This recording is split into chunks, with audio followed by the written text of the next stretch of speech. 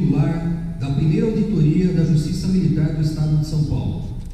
Possui o curso superior de bacharel em Segurança Pública pela Academia de Polícia Militar do Barro Branco, em São Paulo. Curso superior de bacharel em Direito pelas Faculdades de Guarulhos, em Guarulhos. Pós-graduado lato sensu em Direito Processual Penal pela FIG Uninesp, em Guarulhos, São Paulo. Pós-graduado stricto sensu, mestrado em Direitos Humanos pela Unifiel, em Osasco, São Paulo. Professor de Direito Processual Penal Militar no curso de Formação de Oficiais CFO na Academia de Polícia Militar do Barro Branco, em São Paulo. Professor do curso de pós-graduação lato sensu de Direito Militar na Escola Paulista de Direito, em São Paulo. Coordenador do curso de pós-graduação lato sensu de Direito Militar na Escola Paulista de Direito, em São Paulo. Professor convidado no curso de pós-graduação lato sensu de Direito Penal e Direito Processual Penal da Universidade Mackenzie, São Paulo. Professor do curso de graduação do Direito da Unifiel, em Osasco, São Paulo. Livros publicados autoria própria: Justiça Militar e as Peculiaridades do Juiz Militar na Atuação Jurisdicional de São Paulo, editora Juarez de Oliveira, 2003. Temas de Direito Militar, São Paulo, editora Suprema Cultura, 2004. Tem ainda diversos livros publicados de autoria coletiva, entre as quais destacamos Direito Militar em Movimento, coordenado por Antônio Pereira Duarte, Curitiba, Juruá, 2016. Justiça Militar, Aspectos Práticos, coordenado por Silvia Helena Lomo, Curitiba, Juruá, 2017. Dentre os mais de 80 artigos publicados em revistas especializadas, destacamos Revista Direito Militar da Associação dos Magistrados das Justiças Militares Estaduais, Revista Força Policial da Polícia Militar do Estado de São Paulo. Possui mais de 80 palestras realizadas. Também possui mais de 40 condecorações, incluindo medalhas da Polícia Militar e de outros órgãos, tais como o Superior Tribunal Militar, o Tribunal de Justiça Militar do Estado de São Paulo e o Tribunal de Justiça do Estado de São Paulo, entre outros. Informamos a todos que estão disponibilizados no site do evento, na página palestrante, alguns artigos de temas importantes do Dr. Rhodes. Eu pedi que a técnica projetasse na tela, ali palestrantes, artigos publicados, e os senhores terão acesso aos trabalhos do Dr. Rhodes, que são de suma importância para o tema de hoje. Não são do Dr. Rhodes, são temas relacionados ao assunto. E são temas relacionados ao assunto. Então, quem tiver interesse, está no site.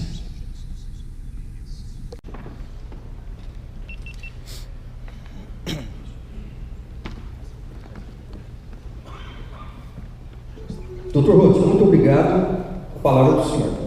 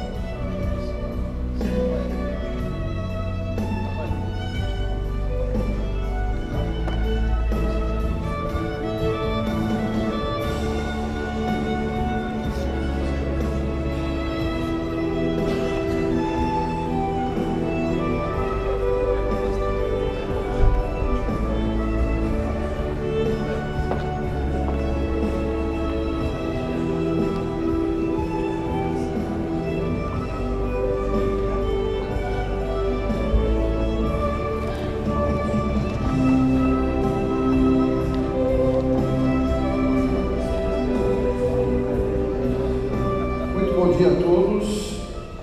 É uma grande honra estarmos aqui no CPA M10. Agradeço inicialmente as palavras que me foram dirigidas e a iniciativa do Coronel PM Alexandre Marcos de Oliveira. realmente por propiciar a Polícia Militar, por propiciar a alunos, inclusive, da universidade, a possibilidade de conhecer exatamente aspectos essenciais aí da atividade diária dos nossos profissionais de segurança pública, né? Venho nesse momento da Justiça Militar, muitos aqui me conhecem, já estiveram na Justiça Militar, né? Inclusive juízes militares, né? Cumprimento nossos oficiais que estiveram na primeira auditoria militar, os nossos praças aqui, muitos já tiveram sido ouvidos lá na Justiça Militar, enfim, e continuaremos lá se Deus quiser. Trago então um abraço dos nossos juízes, né, desse segmento especializado no Poder Judiciário, e aqui vamos conversar sobre um tema também de utilidade diária para os senhores.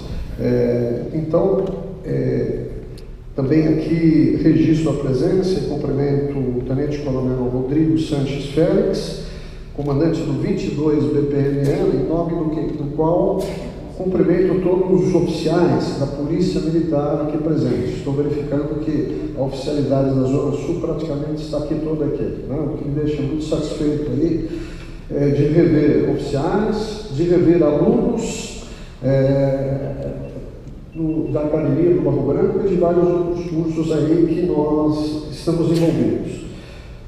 Cumprimento aqui, um cumprimento especial ao Sargento PM Francisco Marrocos do Nascimento, aqui já foi, né, parabenizado aí por sua presença, praça mais antiga aqui da Zona Sul, em nome do qual cumprimento todos os praças da Polícia Militar, né?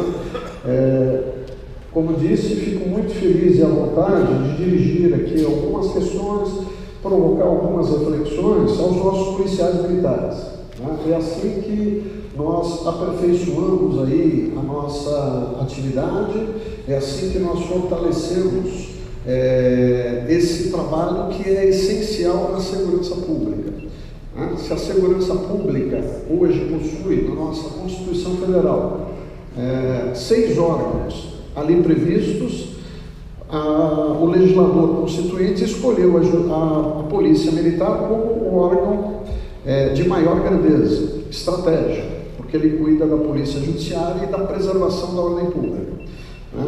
Costumo dizer que a Polícia Militar ela funciona 24 horas por dia, ininterruptamente, né? Inclusive aos fins de semana e feriados. Nós não vemos quartel da Polícia Militar fechado, né? Esta é uma característica da Polícia Militar. É por isso que a Polícia Militar é um órgão tão admirado e tão importante, né? Sintam-se então orgulhosos de integrarem esta Polícia Militar, né? Porque eu também sou da Polícia Militar, sou oficial da reserva da PM, aqui fiquei durante 19 anos e 9 meses e a partir da aprovação de um concurso público, fui para a Justiça Militar, onde já estou há 24 anos e 9 meses. Portanto, são 43 anos e 9 meses de atividade ininterrupta, né? O momento propicia trocarmos uma ideia. Finalmente, cumprimento aqui o inspetor Ricardo da Silva, né, em nome do qual cumprimento todos os guardas municipais. Aqui um registro importante, nós temos um advogado aqui, nosso amigo, militante também na Justiça Militar, o doutor Nakahara, né? Meus cumprimentos e a todos os advogados aí que estão presentes ou que chegarão aí durante o evento. Muito bem, nós vamos então tratar então de 3 temas aí, de uma forma dinâmica. A Polícia Judiciária Militar. O nosso policial militar precisa saber o que é a Polícia Judiciária Militar, no que ela é útil para a sua atividade no dia a dia e o que ela faz, né? A Polícia Judiciária Militar, em verdade, é um sistema criado pela lei, né? A lei atual, nosso Código de Processo Penal Militar, foi editado em 1969, com certeza a grande maioria que sequer tinha nascido, né? E ela atua agora com mais intensidade após a nossa Constituição Federal de 88. que na semana que vem completa 30 anos de existência. Muito bem, nós vamos então perceber como esse sistema funciona e no que ele vai interessar ao policial militar no dia a dia. A Polícia Judiciária Militar trabalha aí efetivamente com a apuração, a repressão dos crimes militares, que não se confundem com os crimes comuns. Né? Vamos trazer dentro dessa abordagem a Lei 13.491/17, que é uma grande inovação no Brasil. Né? Com poucos meses de existência, ela ainda não completou um ano, ela revolucionou o conceito de crime militar no país. Hoje, essa lei, sem dúvida alguma, é a mais discutida na área federal e na área estadual. Portanto, sintam-se privilegiados de ter esse tema aqui para a discussão. Né? Aproveitar e cumprimentar aqui o Major Sansana, né? Que vai aqui, sem dúvida alguma, brilhantar o evento com a sua palestra.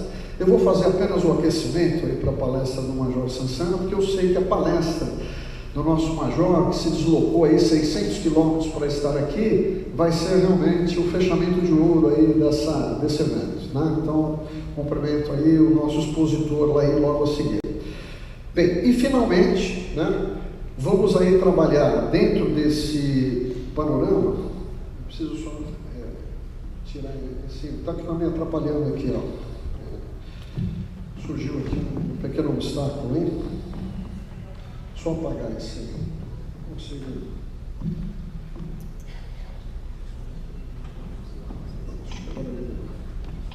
Ok.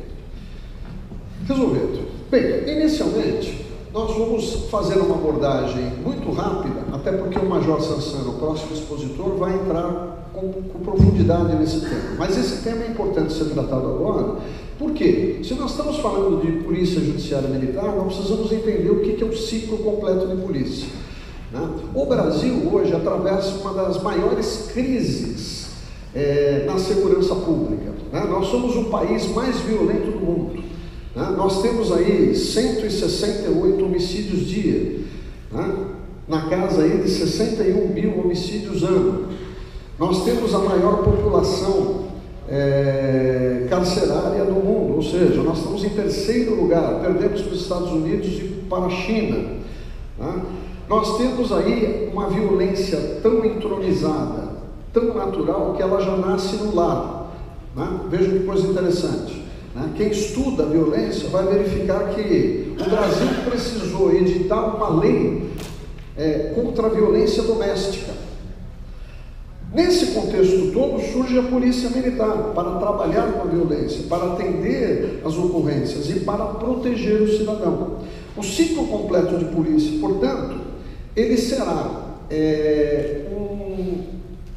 um processo que o órgão policial, né, recebe a notícia do crime, registra essa notícia, toma as primeiras diligências já no local, na preservação do local do crime, apreende armas e objetos, investiga e apresenta essa conclusão ao Ministério Público e ao Poder Judiciário. Muito bem, isso que eu acabei de dizer aqui, né, na Polícia Militar é feito através do inquérito policial militar e do auto de prisão em flagrante delito. Portanto, nós temos no âmbito da Polícia Judiciária Militar o ciclo completo da polícia. Isso é bom, isso é ótimo. Então, a Polícia Militar consegue ter o controle de tudo que envolve os policiais militares, tá certo? Mesmo em hora de folga, tá? E consegue em breve tempo, de maneira eficiente, apurar o resultado com a elucidação do fato e a comprovação da autoria. Tá? Eu agora sim faço um paralelo. Nós não temos isso no Brasil ainda implantado. Estamos caminhando para este momento. Quando o Brasil tiver o ciclo completo de polícia, todos os órgãos de polícia farão exatamente todas as etapas da persecução penal, desde o registro da ocorrência, desde a investigação e o envio direto dessa apuração ao Poder Judiciário. Enquanto isso não existe, ficamos com um trabalho dúplice. A Polícia Militar atende as ocorrências, registra e aí ela tem que apresentar o fato ao distrito policial. Então há uma perda de horas, há uma perda de recursos humanos, há um gasto praticamente desnecessário, isso porque o Brasil ainda não adotou o ciclo completo de polícia. Para ter uma ideia, no mundo, apenas 3 países não adotaram o ciclo completo de polícia. O Brasil é um deles. Tá? Mas o Brasil não está sozinho, ele tem 2 países africanos ao seu lado, né? Guiné-Bissau e República de Cabo Verde. Fica aqui o registro. Né? Realmente, o ciclo completo de polícia será o nosso salto de qualidade de segurança pública. Segurança pública que hoje determinou, ou alguns meses atrás, a intervenção militar na cidade maravilhosa, onde o crime organizado domina, onde a polícia, para acessar os morros, as favelas, né, tem que enfrentar esses delinquentes fortemente armados, ou seja, cuja arma menor é uma arma de guerra. Então, realmente, nós chegamos no fundo do poço. São Paulo mantém a segurança pública em termos respeitáveis. Né? Eu ontem, ou melhor, antes de ontem, fiz uma palestra em São José do Rio Preto, no aniversário do 17º BPMI, e aquele município consegue manter índices criminais que só são encontrados no primeiro mundo, nos países de primeiro mundo. Então isso é muito orgulho para a nossa polícia militar. A Zona Sul de São Paulo, que é uma área importantíssima, nós estamos aqui falando com o maior CPA da nossa polícia militar. Me honra muito, Coronel Marcos, né, esse convite aí, para aqui batermos um papo aqui, e fico muito alegre de ver todo esse efetivo aí, num auditório aí, condigno à estatura, né, dos policiais militares da Zona Sul de São Paulo. Parabéns. Né? Muito bem, vamos caminhar.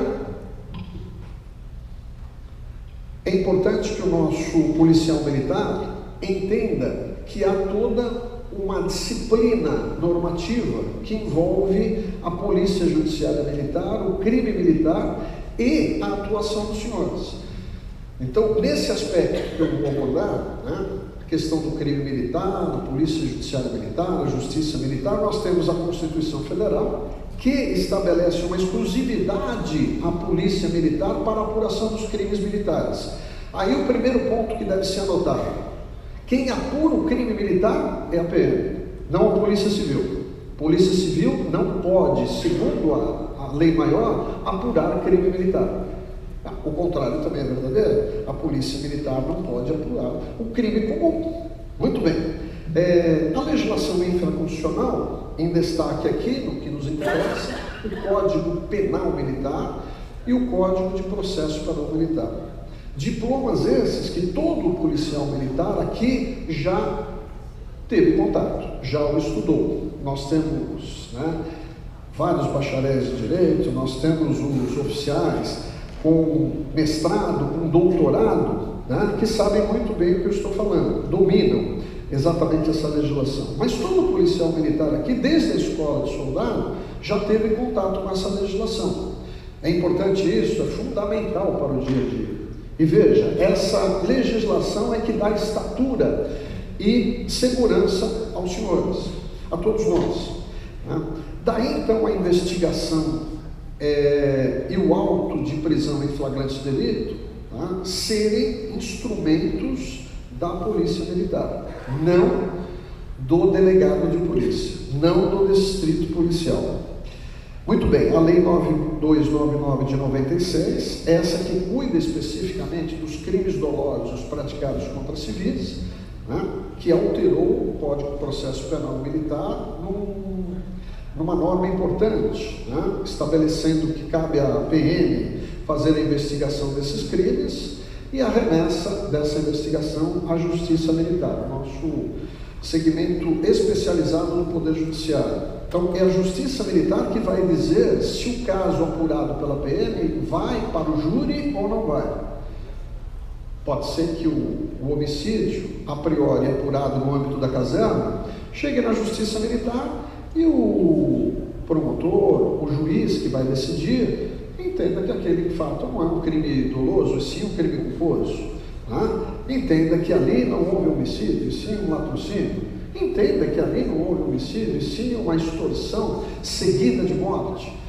Né? Entenda que o caso está cobertado por legítima defesa. Então, nessas 4 hipóteses, eu poderia enumerar outras mais, a Justiça Militar não vai mandar o IPM para o júri.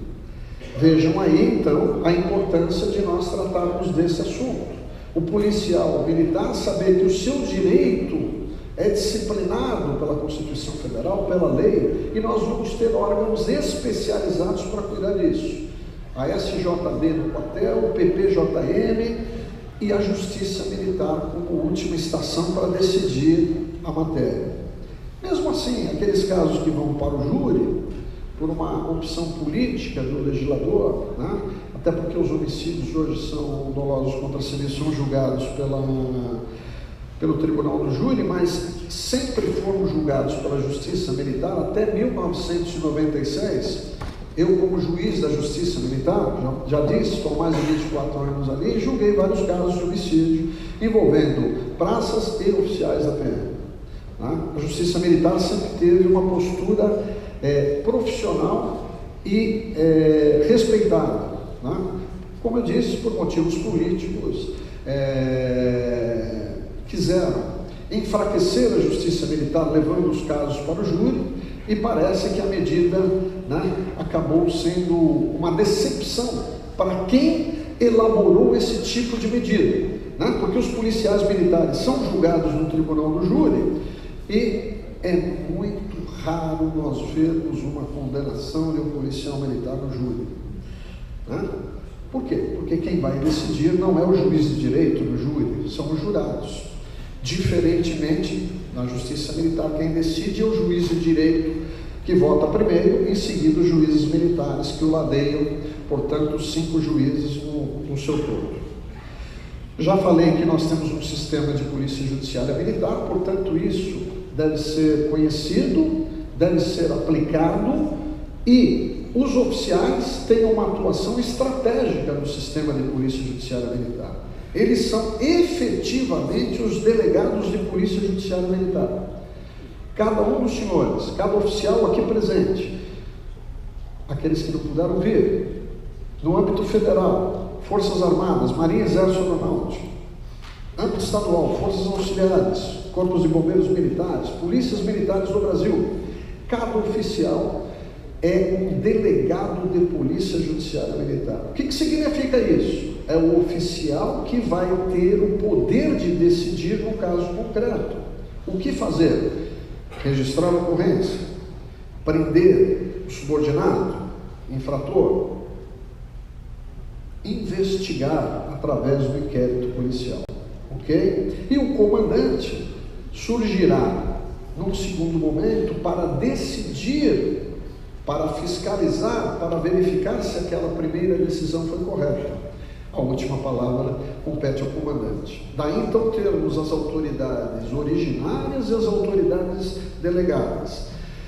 Os escrivães que realizam um trabalho essencial nessas apurações, né? Portanto, os sargentos e subtenentes, quando o fato envolver praças, os oficiais subalternos, quando o fato apurado envolver um oficial. E quero dizer para os senhores aqui que oficiais e praças são, quando cabível, processados e julgados na Justiça Militar. Né? Se nós formos visitar o nosso presídio militar Ramon Gomes hoje, com uma população de internos em torno aí de 220 policiais ali recolhidos, nós vamos verificar que numa operação recente, 32 policiais militares de uma região de São Paulo foram recolhidos presos. 3 meses antes disso, um pelotão de força tática todo recolhido ao presídio militar Ramon Gomes.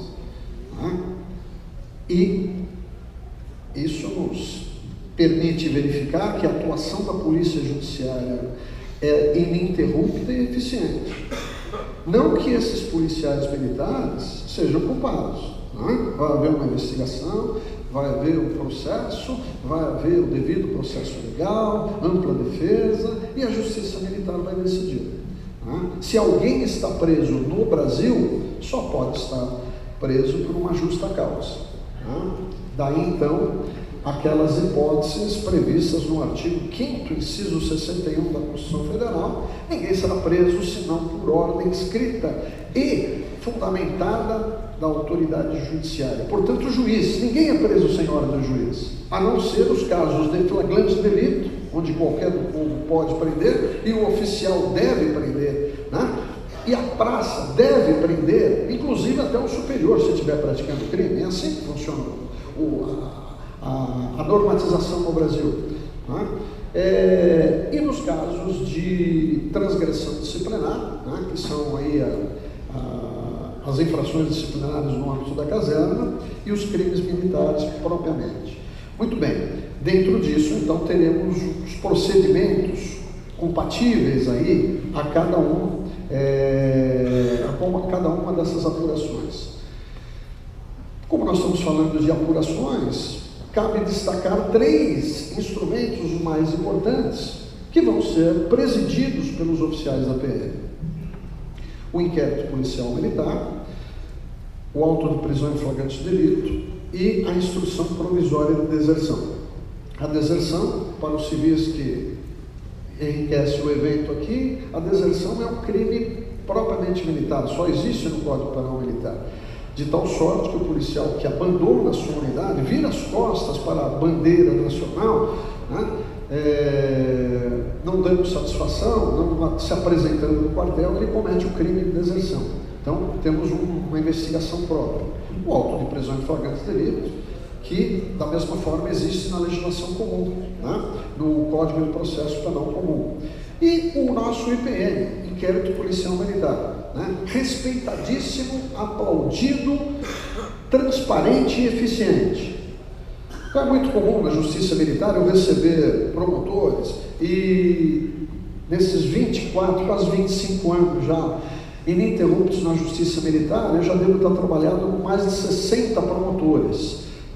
É muito interessante, porque nos primeiros dias ali, ao tomarem conhecimento das investigações, os promotores ficam abismados, admirados com o inquérito policial militar, mas puxa, como tudo é claro, organizado, nossa, é uma eficiência tal. Pois é, você realmente deve estar admirado, porque você está acostumado com os inquéritos policiais que ocorrem nos distritos policiais, presididos pelos importantes delegados de polícia. Só que o IPM é diferente. Nós temos o ciclo completo de polícia. Além disso, a organização militar não se confunde com a organização civil.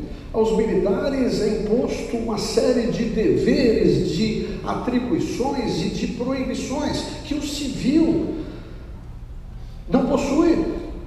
A nossa lei maior estabelece isso. Em terceiro lugar, uma diferença marcante entre inquérito policial comum e militar: o comandante fiscaliza o delegado de polícia judiciária militar, aquele que investigou, podendo então o comandante discordar daquela conclusão de indiciamento do crime, discordar talvez pelo não envolvimento do policial do crime. O comandante então tem uma larga atuação jurídica no caso, dá a última palavra. E veja, dá a última palavra nesses 3 procedimentos que eu trago aqui. Vou registrar IPM, auto de prisão em flagrante e a IPD. Nos 3 procedimentos, o comandante não pode estar excluído da relação jurídica. Veja, não existe inquérito policial militar no Brasil que cuida, mais de 90% dos casos, de apuração com o indiciado solto, essa investigação se o comandante não autorizar. E detalhe, ao final dela, o comandante dá a solução, a última palavra. Da mesma forma, e com igual razão, a lei estabelece o mesmo tratamento para o auto de prisão em flagrante delito. Isso significa que se um policial militar for preso pelo tenente que está de serviço, e o tenente é o delegado de Polícia Judiciária Militar, ele vai apresentar isto ao PPJM, ao capitão, SJB. Se for ratificada aquela voz de prisão contra o policial militar, o policial nessa situação já está preso. Ao final, necessariamente, o comandante vai dar a última palavra, podendo concordar com a prisão ou discordar. E o comandante tem, segundo a lei, a autoridade para relaxar a prisão. Importante essa discussão. Estou falando com CPA M10. Estou certo que as minhas palavras, além de gravadas que estão, não vão ser apagadas tão breves, né? Para tanto, os artigos que eu enviei, que tratam disso que eu estou falando, estão à disposição de todos os senhores para aproveitamento, discussão e aperfeiçoamento. Vamos falar um pouco dos princípios de Polícia Judiciária Militar. Já sabemos que a autoridade originária, o comandante, pode ela, de per si, fazer a investigação, né? Dou um exemplo. Imagine só, pegamos aqui um tenente-coronel, nós estamos aqui com 7 tenentes-coronéis presentes aí, né? Cumprimentei a todos há pouco, em nome do coronel Marcos. Mas imaginem que um tenente-coronel surpreenda o seu major praticando crime. Qual vai ser a postura do tenente-coronel? Eu estou colocando major, poderia ser um capitão, um tenente, poderia ser um subtenente, mas vamos trabalhar o major. O que vai fazer o nosso tenente-coronel? Ele deve fazer, não é que ele pode, ele deve fazer. Ele vai o quê? Baixar a apuração de IPM, se não for o caso de prisão imediata, para apurar o crime que ele soube, né? Ou que ele presenciou. Veja, detalhe, o comandante não precisa buscar nenhuma autorização, ratificação do que ele vai fazer, porque ele é a autoridade originária. Daí então a gente ter, né, nesse sistema, 2 autoridades, as delegadas e a originária, né? Então, a autoridade originária, ela realiza a fiscalização e ela delega as atribuições para o oficial subordinado. Isso também é tranquilo a gente entender. Como é que um comandante, né? Imagine um comandante largando mão de todas as complexidades de suas atribuições para apurar o crime. Não. Ocorrido um crime, ele vai delegar um capitão, um major, né? Um tenente para fazer a apuração e ele, ao final, vai dar a solução final. Com relação à autoridade delegada, essa recebe a delegação e a homologação para fazer o inquérito, investiga e decide a sorte daquela investigação sob a avaliação do comandante. Última palavra é sempre do comandante. Daí eu concluir, não existe inquérito policial militar no Brasil sem que o comandante tenha autorizado. Simples assim. Até porque o comandante é a maior autoridade do quartel, né? Quem não consegue ver isso, precisa visitar o oculista, né? E se não conseguir enxergar, né, vai ter que procurar um psicólogo ou um psiquiatra, né? Mas não vamos também chegar tanto. A coisa é muito clara, muito simples. Muito bem. Medidas preliminares do IPM. O que o nosso delegado de Polícia Judiciária Militar, o nosso CFP, o nosso oficial de dia, o nosso PPJM vai fazer diante da notícia de um crime? Ele vai ao local dos fatos, ele vai tomar as medidas iniciais, ele vai ouvir as pessoas, ele vai preservar o local do crime e liberar o local do crime após a perícia. Tivemos aí palestra de perícia ontem, deve ter sido fantástico.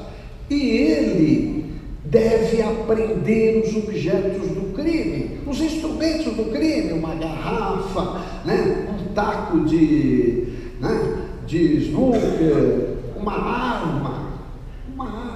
Ele deve aprender, não é favor aprender. A lei obriga este delegado de Polícia Judiciária Militar a exercer a sua atividade. Bom, estou dando uma ênfase, daqui a pouquinho a gente vai saber por quê. Ele vai decidir se é o caso de abrir uma portaria de investigação contra o policial militar, ele vai decidir se é o caso de prender esse policial militar, ou simplesmente fazer uma parte ao comandante, né, para que depois decida sobre uma sindicância, etc, etc. Né?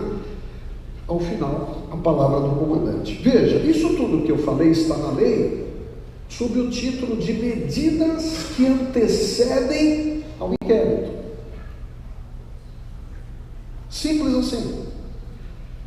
Alguém vai dizer, puxa, mas a lei está dizendo que o oficial é um delegado de polícia judiciária militar. Ele faz exatamente tudo que é previsto para o delegado de polícia. Tudo. Só que envolvendo crimes militares. Enquanto o delegado de polícia cuida das infrações comuns.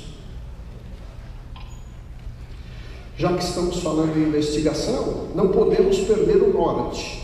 Por que o IPM tem essa marca de qualidade? A nossa polícia militar tem metas de qualidade. A nossa polícia militar, está aí o coronel Marcos para me confirmar, por que a polícia militar mantém o controle da preservação da ordem pública com baixos ou até nenhum crime numa área territorial? Porque existe o princípio da eficiência, obrigar todo órgão público, todo gestor público, todo servidor a o quê? Apresentar uma eficiência do que faz.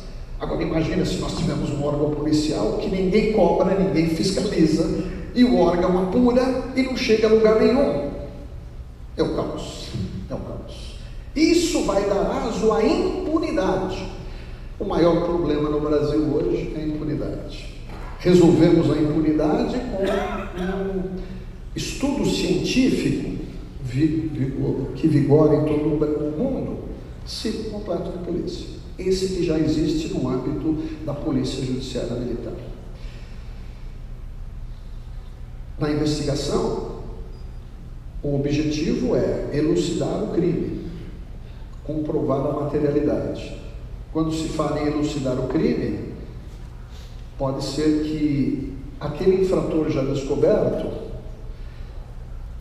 tenha praticado o crime com outros comparsas, homens, mulheres, civis, menores, concurso de agentes. Então, existe toda uma complexidade de atividades para se descobrir a autoria. E a materialidade? Hoje, a materialidade está presente com câmeras de monitoramento. Hoje, a materialidade está presente com os registros de celular, fotografados, filmados, com a presença e o testemunho de pessoas. Dificilmente um crime acontece sem já se ter prova dele pronta. Facilita a vida dos nossos delegados de polícia? Sem dúvida. Mas vamos aprofundar, né? Os nossos policiais militares devem estar preparados para a preservação da ordem pública. Que medidas devem adotar? O nosso policial militar, que primeiro chega na ocorrência, os nossos patrulheiros, os sargentos, CGP, né, com a visão já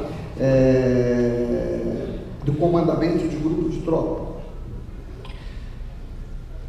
Bom, se nós estamos falando em crime militar, devemos aqui também tratar da tipificação do crime militar. E aí surgem 3 categorias de crime. Vou procurar ser bem sintético como eu sou nas minhas aulas, né? Então, para o branco, lá para os cadetes, né? Para o curso de pós-graduação de Direito Militar, né? O crime propriamente militar, que é a primeira categoria, esse está previsto lá no artigo 5º da Constituição Federal, artigo inciso 61, que eu acabei de me referir. Ninguém será preso a não ser, né, por ordem do juiz, flagrante delito, transgressão disciplinar, o crime propriamente militar. O que é o crime propriamente militar? Para aqueles que estão anotando, para não esquecer mais, crime propriamente militar é aquele que só existe no Código Penal Militar. Já falamos de um deles aqui, deserção. Podemos falar da embriaguez em serviço, desrespeito ao superior, insubordinação. Esses crimes não existem no Código Penal Comum, então eles são militares próprios. São os denominados crimes que só os soldados lá no censo praticam. E os crimes impropriamente militares? Uma categoria importante essa também para a gente não confundir com o anterior. São os crimes que existem nos 2 códigos. O penal militar e o penal comum. Furto, roubo, homicídio, peculato e vamos aí afora. Ou seja, os delitos que os senhores, na maioria das vezes, se deparam no dia a dia, os nossos patrulheiros. Nós vamos ver aqui na abordagem seguinte do Major Sansana os registros, né, o termo circunstanciado de polícia e até mesmo o ciclo completo aí que ele vai abordar também. Né? Agora, aí chegamos na terceira categoria, dei até um destaque aqui no slide, os crimes militares por extensão. Muito bem, estamos no Brasil com uma terceira categoria de crimes militares. Esse, vamos dizer, é o ponto mais alto da nossa abordagem. O que são esses crimes? São todos os crimes existentes na legislação comum que não estão previstos na legislação militar, no Código Penal Militar.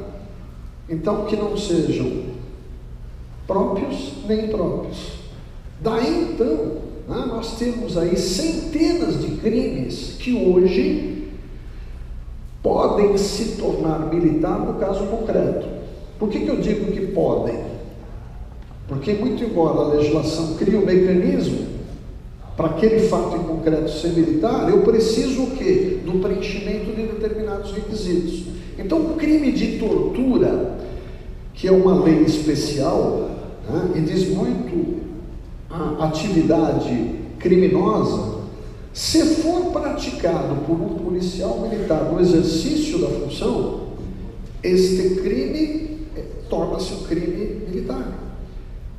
Ele vai ser apurado não pela delegacia de polícia, mas pelos delegados de polícia judiciária militar. O abuso de autoridade, tão próximo do policial que realiza as suas atividades no dia a dia. Se ocorreu abuso de autoridade, não é mais o delegado de polícia no DP que vai apurar, e sim os oficiais da PM. Só para ter uma ideia, a Justiça Militar recebeu agora, 4 meses atrás, de uma vez só, chegou um caminhão lá, levando os autos, 1000 notícias, crimes de abuso de autoridade. 1000. Bom, alguém vai falar, nós estamos aqui com o efetivo da Zona Sul, né? Tudo em São Paulo é volumoso, de um dia só, da Justiça Comum para a Justiça Militar. Isso vai ensejar, só para a gente afirmar o que nós acabamos aqui de dizer, 1000 inquéritos policiais militares. Então os delegados de polícia ficaram mais aliviados, vão ter tempo maior para apurar um mar de crimes, dezenas, centenas de crimes que acontecem nas delegacias de polícia, que chegam ao conhecimento das delegacias de polícia no dia a dia. Isso é ótimo, o cidadão vai ser beneficiado com isso. E não vamos esquecer que a polícia deve proteger o cidadão. E a polícia investigativa, a polícia cartorária, protege o cidadão, sim, buscando a autoria e a repressão dos crimes praticados. Porque se ela não fizer isso, ela vai estimular a criminalidade. Fácil assim. Então, os crimes propriamente militares alcançam todos os policiais militares que estiverem de serviço em qualquer crime.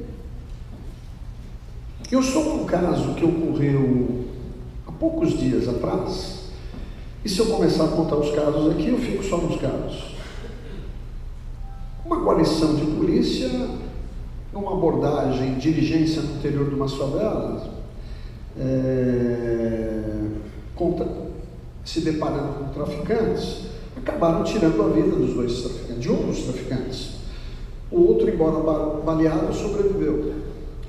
Essa guarnição acabou subtraindo a arma, uma Glock 9mm, com um dos traficantes. E antes de acontecer o embate, exigiram outra arma. Esses policiais estão presos.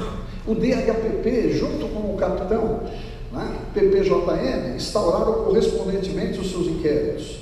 O delegado do DHPP esteve na Justiça Militar porque eu ouvi a vítima sobrevivente, que apontou detalhadamente quem fez o quê.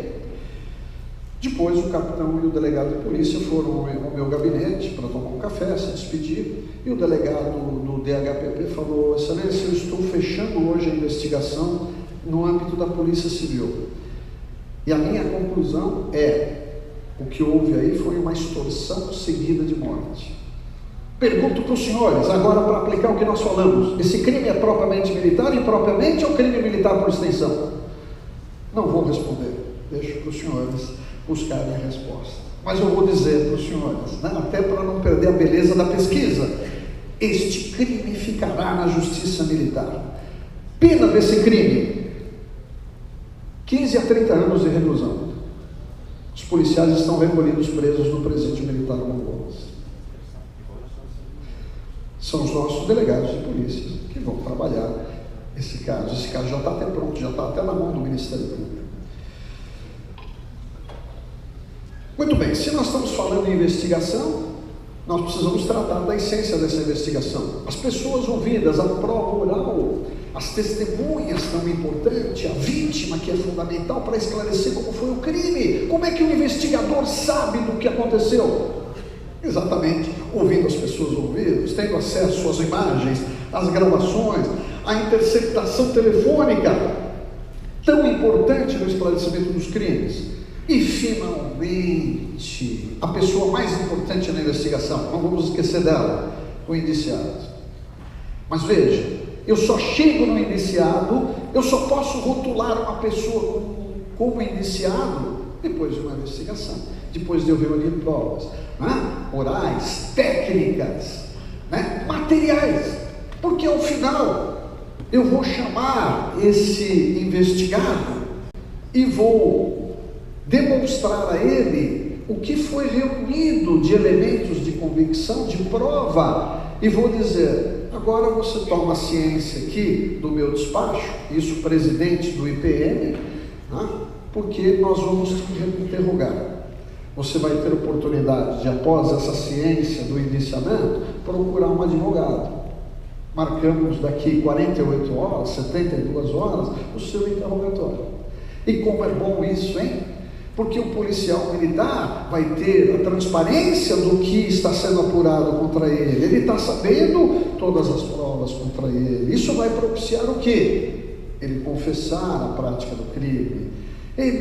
Isso vai propiciar o quê? Ele se manter em silêncio, não vou responder a nenhuma pergunta. Ele vai propiciar esse quadro, esse procedimento vai propiciar uma delação premiada, uma colaboração premiada, onde o encarregado do inquérito, os nossos delegados de polícia judiciária militar vão falar para o investigado: eu sei que você não praticou o crime sozinho, não podia, é impossível, as imagens estão aí, as provas estão a demonstrar, as fotografias estão aí. Você quer revelar quem são seus comparsas nesse fato, ou você vai assumir a responsabilidade sozinha? Se naquele momento o policial militar não quiser dizer, ao lado do seu advogado ele vai dizer. Então, veja, ganhamos qualidade na investigação. Delação premiada hoje no Brasil é um instituto dos mais sérios e eficientes. Basta dizer Operação Lava Jato, né? Vejam quantos condenados nós já temos só na Operação Lava Jato, né? Ficamos nessa operação, porque no Brasil a delação premiada existe muito anterior à Lava Jato. Se nós estamos falando de provas, vamos lembrar a importância das provas documentais, né? Um atestado falso, um documento que foi adulterado, as provas orais, vítimas, testemunhas, a prova técnica, interceptação telefônica, né? Os laudos periciais, exame de corpo de delito, laudo balístico, como ele esclarece tudo, os nossos registros de viatura, o rastro da viatura, né? Como é que você vem me afirmar que não estava no local? Né? Como é que você vem me afirmar que ficou, né, alguns segundos no local? Tudo isso é prova importante. Provas renováveis são todas aquelas pessoas que serão ouvidas na fase policial. Provas não repetíveis são aquelas que vão existir só na fase judicial, os exames periciais, os documentos. E, finalmente, a prova antecipada. Não me referi a um caso agora, só a título de exemplo, para ilustrar nossa palestra. Aquela vítima sobrevivente, depois de ter saído do hospital, foi ouvido na Justiça Militar. Na fase de inquérito, o juiz ouviu esta pessoa. Prova antecipada do IPM. Então, os nossos delegados de Polícia Judiciária Militar têm um instrumentário à altura para combater o crime. Indiciamento. Eu já falei do indiciamento, eu não preciso falar mais. Mas aqui apenas de maneira pedagógica. Eu sei que muita gente está anotando o que eu estou falando. O indiciamento é uma prática das mais importantes numa investigação policial. Sabe por quê? Porque o nosso delegado de polícia judiciária militar vai demonstrar ao indiciado, vai demonstrar ao advogado que agora atua no âmbito da polícia, vai demonstrar ao comandante que ele fez uma investigação de qualidade e ele chegou a um dos objetivos. Lembram lá da investigação? A elucidação da autoria do crime. Ah, mas o indiciamento é muito antigo. Aplausos para a nossa Polícia Civil de São Paulo. Portaria 18 de 1998. Quando eu faço palestra, quando eu escrevo, eu lembro dessa portaria. A nossa Polícia Civil paulista tem um diploma que é dos mais eficientes. Por que não aproveitar? Ninguém vai deixar de fazer o indiciamento, né? Sem fonte analógica de consulta. Hoje, e eu posso me dar por contente, porque sempre bati nessa tecla, né? Já estou muito tempo na estrada, vejo os nossos delegados de Polícia Judiciária Militar dando qualidade e transparência às investigações. E olhem, vou contar uma coisa para vocês, e aí um conhecimento de causa. Inquérito que tem indiciamento dificilmente vai ser trancado no Tribunal do Poder Judiciário. Sabe por quê? Porque na alegação que está havendo um constrangimento legal, o encarregado do IPM se antecipa e diz aqui: a minha investigação, o indiciamento é legal, tem justa causa. Não vai trancar. Fica aí o recado, então. Voltando um pouco, apenas para fechar, vamos lembrar que o indiciamento depende de um despacho formal, né? Esse que eu acabei de alinhavar aqui nos autos, ok?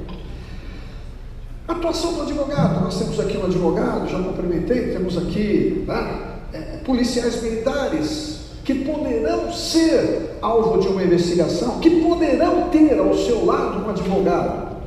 É importante isso? Fantástico, porque o advogado vai evitar abusos, o advogado vai evitar que a investigação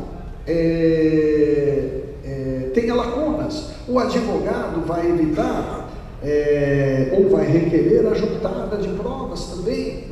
O advogado vai orientar o policial militar. Então, aplausos à lei que, alterando o estatuto da OAB, trouxe dignidade aos advogados, garantindo o espaço no quartel. Mas aí surgem os problemas, como aconteceu há dias atrás.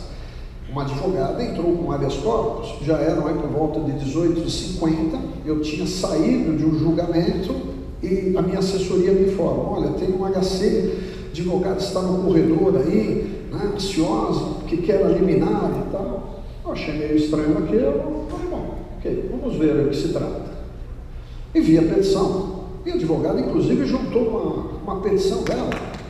Naquele dia, ela afirmava que num quartel o capitão a constrangeu, não deu espaço para ela atuar, ela não podia estar no interrogatório dos seus clientes, e o capitão não quis redesignar aquele ato.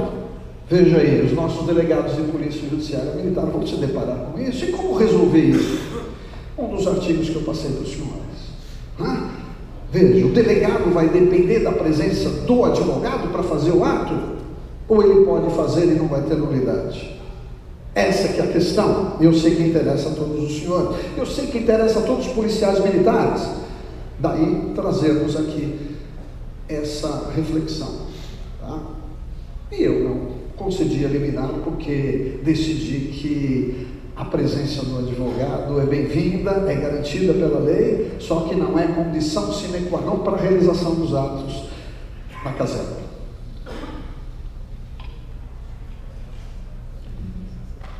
Vamos falar um pouco de prisão? Importante. É um tema antipático. Quem que gosta de falar disso? A polícia efetua prisões todo dia. O promotor pede prisões de infratores civis e militares todo dia. Os juízes têm que decidir sobre isso. Mas vamos falar da prisão. A prisão que o policial militar, praça ou oficial pode sofrer no âmbito da investigação. Olha que tema de estatura. Eu podia resumir a minha palestra só nessa tal. Eu sei que o coronel Marcos vai pegar cada um desses itens e vai trabalhar com seus oficiais. Eu sei o profissionalismo, a estatura dos oficiais, dos capitães majores, tenentes coronéis aqui que estão me ouvindo, e os tenentes, meus alunos recentemente. Eu gosto de dizer para os meus alunos: estou à disposição para um café na Justiça Militar. Sei que vou encontrá-los para um café. Quem sabe aí o oficial, não sendo testemunha de crime, quem sabe aí o oficial, lamentavelmente sendo vítima de crime, ou uma situação que ninguém quer, mas teoricamente a gente não pode descartar o oficial envolvido em crime. Então, os meus alunos sabem a minha postura em relação ao tratamento da matéria. Sou tido como um juiz rigoroso. É o que as outras pessoas falam. Como eu não me enfio na opinião dos outros, entendo que eu sou um juiz justo. Ponto final. A questão subjetiva fica na cabeça de cada um. Mas vamos caminhar. Nós temos 3 detenções aí, temos 3 prisões. A primeira delas, a detenção para investigação. Este tipo de prisão, gênero prisão, espécie de detenção, só existe nos crimes propriamente militares. É raro acontecer isso. Essa prisão é tão rara que o oficial, que o delegado de polícia determina isso sem precisar consultar o juiz. Sem precisar consultar o juiz, isso não significa que ele pode decretar e o juiz não vai anular a prisão porque ela não tem fundamento. Então veja, a atuação do juiz ocorre após a prisão. Necessariamente aquela prisão vai ao conhecimento do juiz, que vai examinar a sua legalidade. A prisão temporária, aplicada de longo tempo, desde a edição da lei, e agora nos crimes militares por extensão. Então policiais são presos para investigação por 5 dias, prorrogáveis por mais 5 dias, dos crimes hediondos por 30 dias, renovável por mais 30 dias. É importante o nosso policial saber disso, porque aqui envolve uma restrição da sua liberdade, envolve garantias e direitos, ao direito fundamental da liberdade. Eu fiz um mestrado em direitos humanos, e como é bonito a gente tratar de direitos fundamentais, você se aprofunda, vai até a raiz. Vim da Polícia Militar, sou juiz da Justiça Militar. Os casos que eu cuido 24 horas são casos da Polícia Militar. Conheço a Polícia Militar e muito. E os comandantes costumam me dizer: doutor, o senhor conhece a Polícia Militar muito mais que nós. Sabe por quê?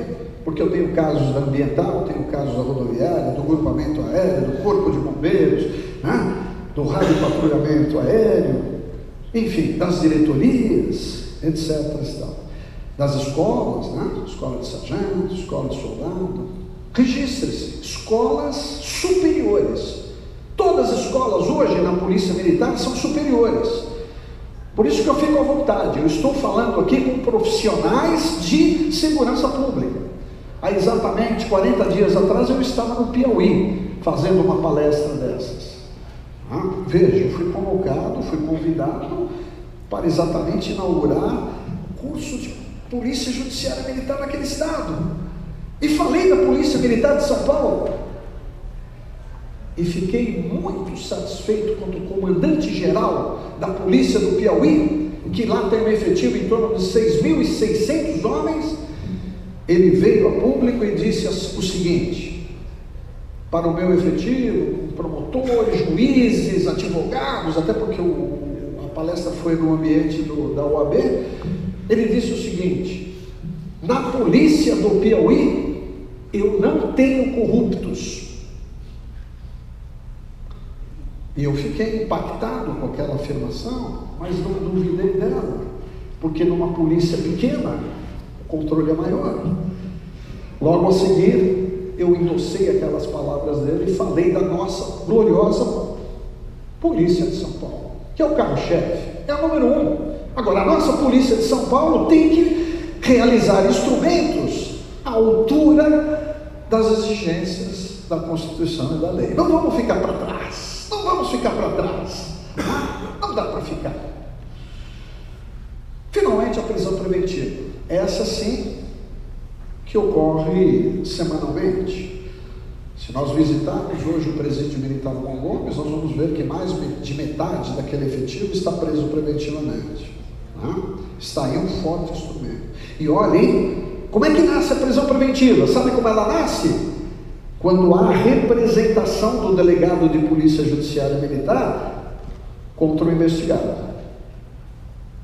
Então vejam o poder dos nossos delegados de polícia. Não estou aqui falando do delegado de polícia comum não, hein? Até porque eu estou tratando do crime militar. E é isso que os senhores precisam saber nesta palestra. Depois vem a outra falando dos crimes comuns. Delação premiada eu já falei, não vou falar de novo, mas eu fiz questão de trazer aqui. A delação premiada é uma realidade no Brasil e ela é perfeitamente harmônica aos direitos humanos. Vejam que instrumento fabuloso esse de desbaratar quadrilhas, autoridades da República do maior escalão envolvidos em crime organizado.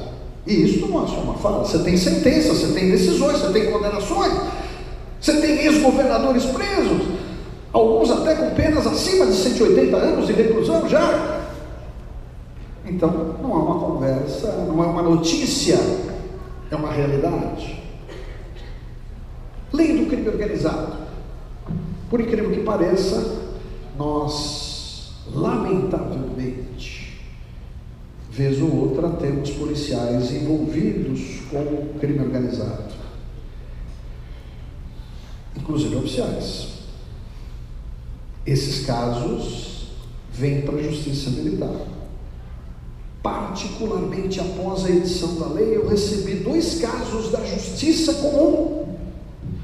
Estava conversando aqui no café com os oficiais. Casos de perto, senhores. 2 casos. E o colegiado da Justiça Militar, ao enfrentar esse crime novo, esse crime militar por extensão, condenou respectivamente os envolvidos. Apenas que não dá para esquecer. 22 anos o primeiro policial militar envolvido nessa pena, 11 anos de reclusão o segundo policial envolvido nesse fato. Estão recorrendo.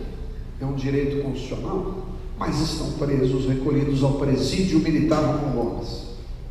Policial honesto tem a lei ao seu lado, tem o amparo do superior, a polícia militar prestigia.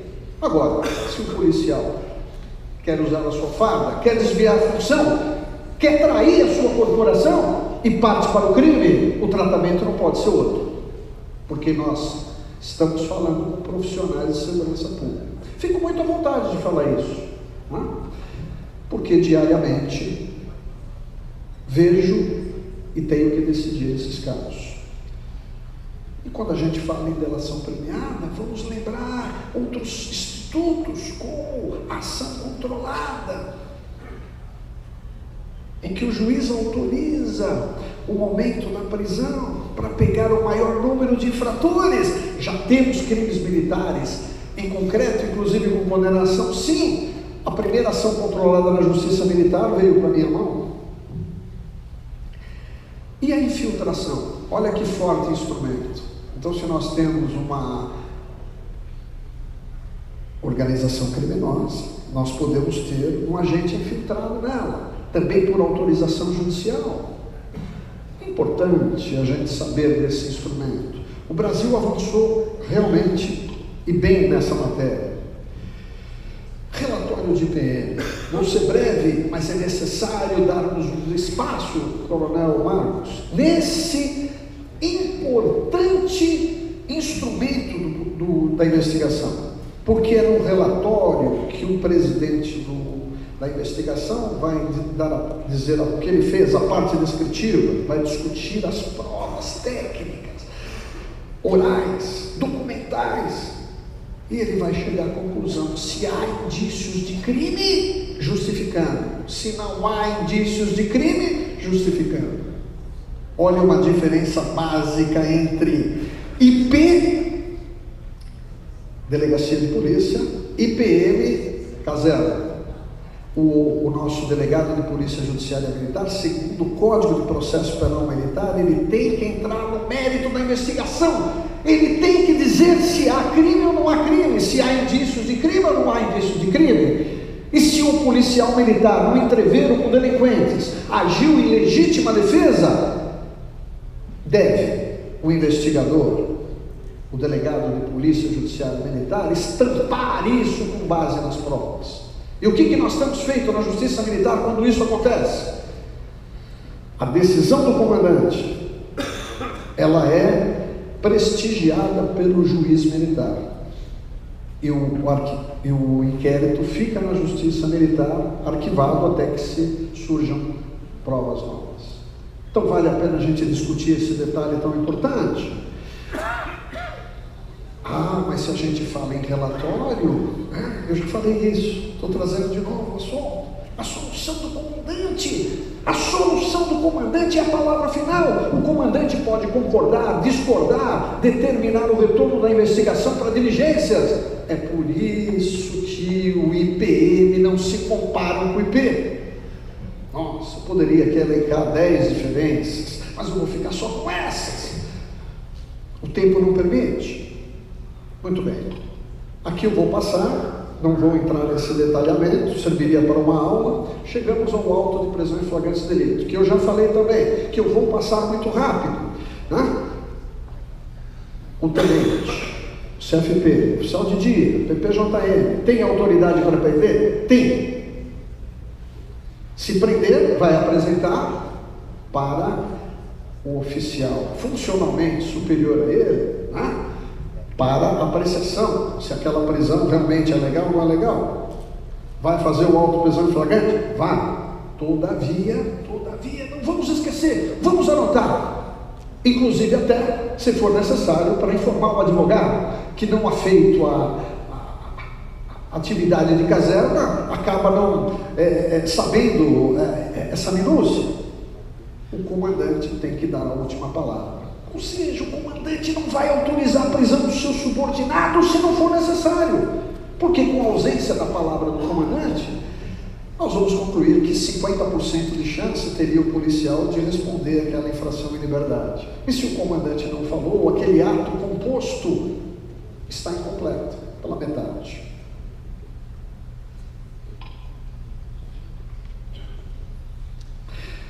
O artigo 248 do CPPM, ele traz uma regra clara. O juiz, ao examinar o auto de prisão em flagrante delito, e hoje ele o faz na audiência de custódia. Preso no dia seguinte, no Brasil, qualquer preso na Justiça Militar não é diferente, ele é apresentado na audiência de custódia. E eu tenho visto que, em algumas vezes, o comandante é deixado de lado, não é lembrado. Não tenha dúvida, eu garanto o direito fundamental à liberdade do policial militar. E eu relaxo a prisão. E já tenho centenas de decisões dessa natureza. E sempre lembro as minhas decisões. O artigo 248 permite ao juiz infirmar ou confirmar as duas decisões existentes. Se houve divergência entre o tenente e o coronel, o juiz vai dizer qual que acerta, podendo reconstituir a prisão ou podendo relaxar a prisão se for o contrário.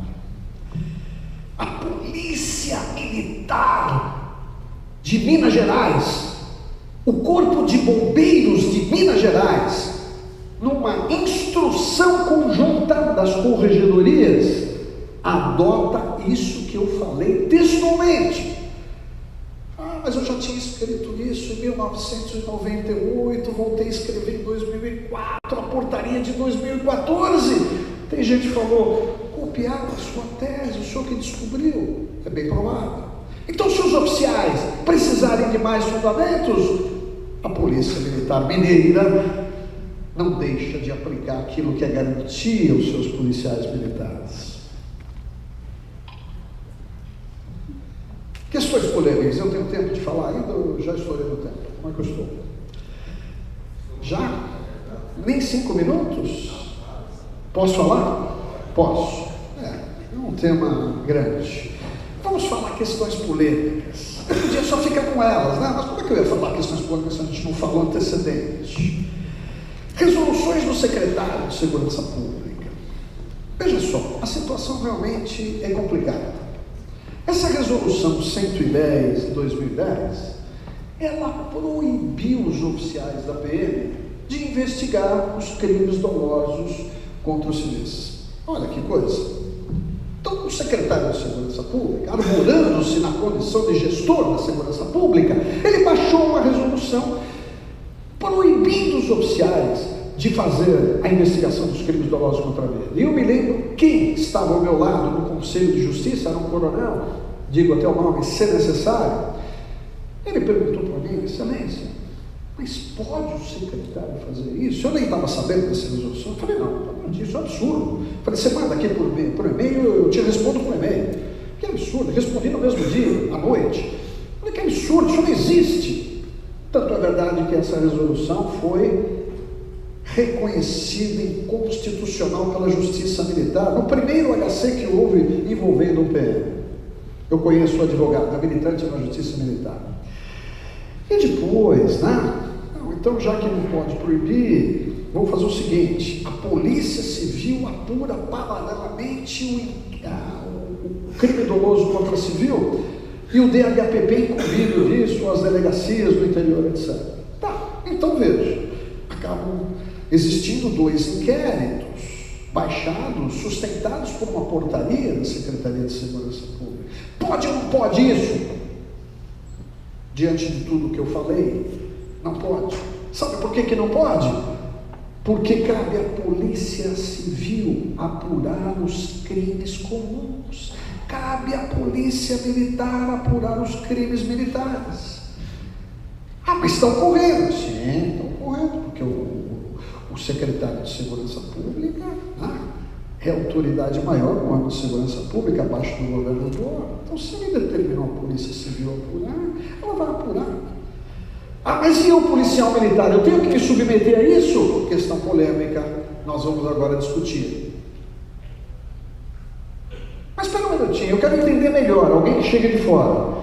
Peraí, mas se a PM, se a Constituição, a lei, dá esse poder-dever à PM, por que a Polícia Civil tem que apurar também? Ela não tem tanta atividade, tanto crime para desvendar. Aliás, os índices de elucidação do crime no Brasil são os piores do mundo. Se a gente pegar só homicídio, pegamos o Brasil numa média, nós temos elucidação do crime em torno de 2% a 8%. Significa de cada 100 crimes, eu vou elucidar 8 crimes.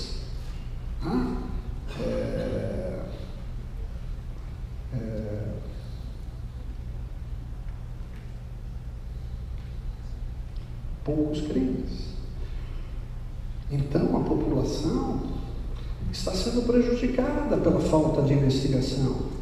E quando o secretário se preocupa em fazer uma investigação dupla de um fato já sabido, que está sendo investigado por uma das polícias que é elogiadas pelo Ministério Público, que faz um inquérito impecável, é de se estranhar. Mas nós queremos uma transparência maior nisso. Será que é isso? Fica a interrogação. Vamos aprofundar. Bom, aí o Tribunal de Justiça Militar, ele baixa a tão conhecida Resolução 54 de 17. O que diz essa resolução? Ela é cópia do provimento de 2007. Portanto, o provimento de 2007 já vigorava há 10 anos. Aí vem a resolução mais moderna, após a Lei 13.491, que nós estamos tratando, crimes militares por extensão, e diz a mesma coisa que a anterior. Olha, nos confrontos bélicos e tal, cabe a apreensão da arma. Mas aí cria um problema. As associações e delegados de polícia não concordaram com isso, e acionaram o Ministério Público, e o Ministério Público entrou com uma ação direta de inconstitucionalidade, e houve a suspensão dos efeitos dessa portaria pelo TJ. Ou seja, a portaria não está valendo. Tá, mas pera um pouquinho, vamos entender então. Mas se a portaria é cópia de outra que estava há 10 anos em vigor, e a PM apreendia as armas 10 anos antes, o que houve de novo? Nada de novo. Em verdade, essas resoluções são cópias da lei. Então eu esqueço a resolução e cumpro a lei. Sabe por quê? Porque no Estado de Direito, a lei está acima de tudo e de todos. Acima da lei, só a Constituição Federal. Nenhum governante, nem o presidente da República está acima da lei. Nenhum senador, nenhum deputado federal, nenhum juiz, nenhum promotor, nenhum ministro estão acima da lei. Nem mesmo os policiais, civis e militares. Simples assim. Então, se a lei determina a apreensão de armas, eu não tenho que ter dúvida. Porque se eu não apreender a arma, eu cometo um crime por omissão. Eu cometo uma prevaricação. E você vai ser responsabilizado. Eu tenho que ter a segurança de agir dentro da lei. Mas a portaria não está mais em vigor. Não, mas eu não preciso da portaria para exercer a minha função. A lei é auto-aplicável. Auto-aplicável. Antes das portarias que só vieram esclarecer, chover uma olhada, vamos dizer o seguinte, né? Vamos dizer bem claro. A lei era cumprida. E a lei é de 1969, Código de Processo Penal Militar. Essas pessoas que estão aí, que vieram depois, né, que quiseram dar uma alterada na lei, cometeram aquilo que nenhum operador do direito iria concordar ou admitir. Não se altera a lei por resolução. É princípio básico. Mas eu queria se aprofundar nisso. Tá bom, então vamos trazer lá a teoria do ordenamento de Norberto Bobbio, vamos trazer aí uma teoria anterior de Hans Kelsen, né? A hierarquia do ordenamento jurídico, e nós vamos ver que a lei maior vai direcionar e sustentar o ordenamento infraconstitucional. E a resolução é um ato administrativo. Ninguém no Brasil pode alterar a lei com um ato administrativo. E o secretário de Segurança Pública, nós estamos falando de segurança pública, não pode se substituir ao legislador federal, ao deputado federal, nem mesmo ao senador. É simples assim. Mas todo brasileiro tem que cumprir a lei vigente, todo. Imagine se não fosse assim. Vamos dar um exemplo. Se discute se o aborto, se o Brasil, se a vedação do Código Penal contra o aborto é crime, é legal. Eu não concordo com o aborto, e por isso que não concordo, que eu acho inconstitucional, eu vou praticar o aborto. Vejam, o que aconteceria no Brasil? Viraria de ponta cabeça. Dei um exemplo conversando com os oficiais. Imagine só, numa blitz da Polícia Militar, lá para o condutor, o senhor vai se submeter ao teste do bafômetro. Não vou. Bom, não vou, então o senhor vai sofrer uma multa. Tá? Agora imagine o seguinte: Não, eu não vou submeter porque isso é inconstitucional. Tá bom, o senhor pode entender que é inconstitucional, mas o senhor vai sofrer a autuação porque a lei determina. Então, não cumprir a lei no Brasil só ocorre quando vier outra lei, ou quando aquela lei vigente tiver os seus efeitos suspensos. E isso não ocorreu até hoje. Incrível o que está acontecendo nessa questão. Agora sim, o TJM, Tribunal de Justiça Militar, neste HC, onde um oficial da PM apreendeu armas, caso de São José do Rio Preto, o delegado entendeu que ele estava usurpando função, estava num inquérito policial civil comum contra ele por crime comum. Veja, crimes militares por extensão. Já não compete mais o delegado de polícia apurar esse tipo de crime, só a PM, só os delegados de polícia judiciária militar. E o tribunal foi mais além, reconheceu inconstitucionais todas as resoluções da SSP. Então não é só a fala do palestrante, que coincidentemente é juiz, que coincidentemente é promotor, professor, que coincidentemente já escreveu sobre a matéria. Não, nós temos decisão judicial a respeito. Vamos mais longe. O Supremo Tribunal Federal, em 2001, ação direta de constitucionalidade 1494, era uma medida cautelar, decidiu que a lei 9299 é constitucional. É essa que dá o poder para a PM investigar e remeter à Justiça Militar para dizer se há crime ou não. E nós temos dois recursos extraordinários recentes, um de 2015 e outro de 2017, reprisando aquela decisão de 2001. Nada foi alterado então. E aí um destaque importante: o voto na primeira decisão do pleno do STF, os 11 ministros, portanto, voto do ministro Veloso. Nos crimes de homicídio doloso contra civil, é a Polícia Judiciária Militar que faz a investigação, e não a Polícia Civil. Grifei, em vermelho, para ninguém tinha dúvida. Quem quiser anotar, use esse dado. Puxe o acórdão, se aprofunde. Cabe à Justiça Militar dizer se o crime é doloso ou não, porque se não for, não vai para o júri, fica na Justiça Militar. É uma segunda norma que fortalece o quê? A legitimidade da Polícia Judiciária Militar apurar o crime doloso contra o civil. Então o policial militar precisa saber isso? Precisa. Qual é o seu direito? Qual é a lei? O que a jurisprudência entende a respeito? Qual é a natureza do crime doloso contra civil? Vamos direto ao ponto.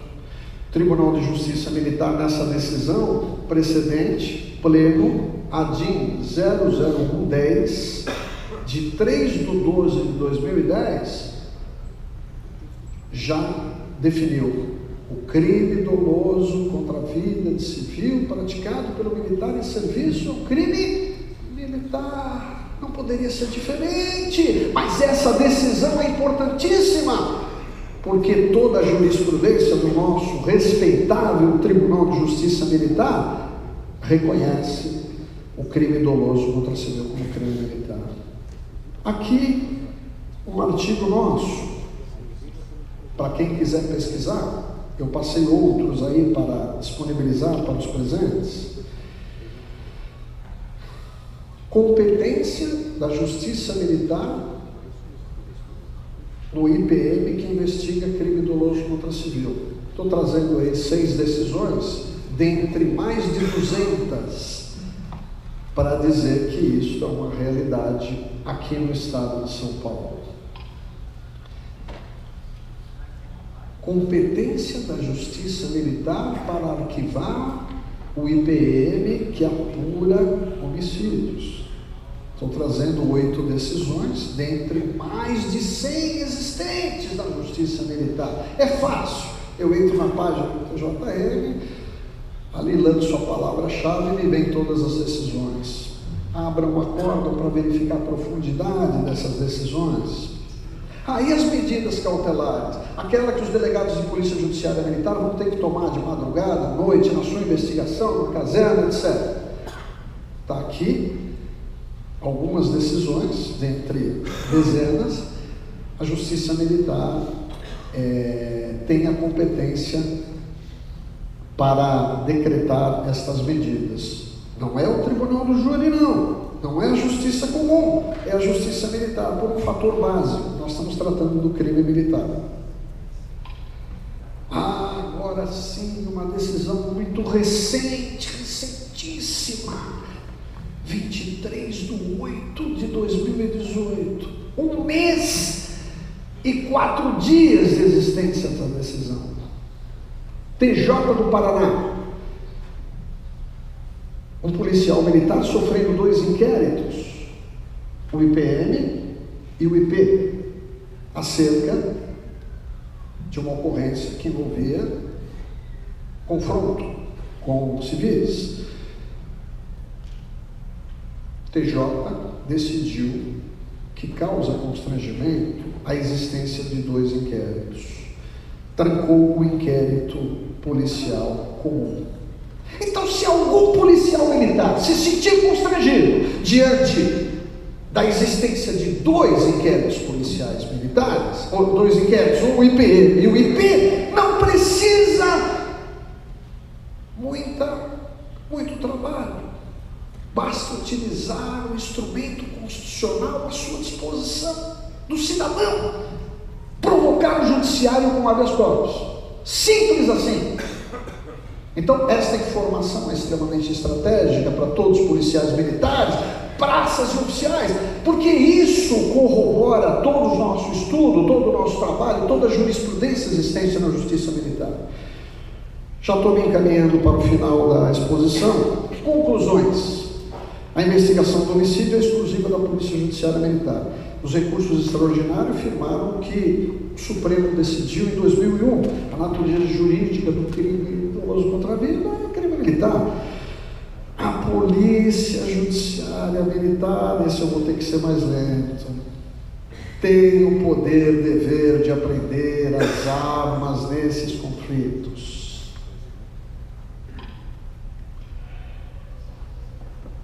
E o policial militar, que se submeter a 2 inquéritos, pode provocar o juiz para que ele decida por apenas a investigação legal sobre o seu caso. Pesquisas recomendáveis, vou deixar aqui nos slides para os senhores, né? Tem um arsenal de pesquisas aí e todos poderão, no caso concreto, os nossos SJDs, os auxiliares, os sargentos, os oficiais, os delegados de Polícia Judiciária Militar, assim agir. Uma dica importante: entrem na jurisprudência na página do TJM, acessem a escola judiciária, ensino à distância, os senhores terão ferramenta lá de altíssimo nível.